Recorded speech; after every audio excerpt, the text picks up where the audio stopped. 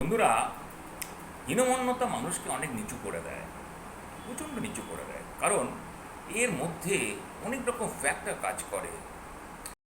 এই যে মনের যে অবস্থা, এখানে এত নিষ্ক্রিয়তম ভাবনা চিন্তা আসে, যেটাকে তুমি পারভাষণও বলতে পারো।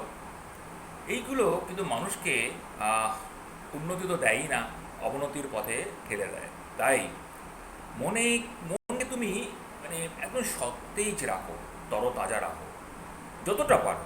ডিপ্রেশনে যেও না। আমি একটা কথা বলবো, ডিপ্রেশন একদম ফ্রাস্ট্রেশনে যেও না। হয়তো হতে পারে তোমার কাছে কিছুই নেই বা কিছু আসছে না, বহু দিন ধরে তুমি তার ওয়েট করছো, বা তোমার চলার পথে অনেক বাধা বিপত্তি, তাও কোনো না কোনো জায়গায় ডিপ্রেশন তোমাকে গ্রাস করবে, এইটা কিন্তু মেনে নিও না।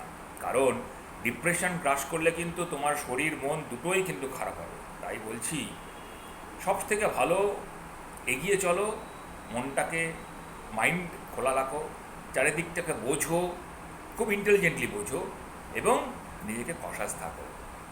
Safe and take care.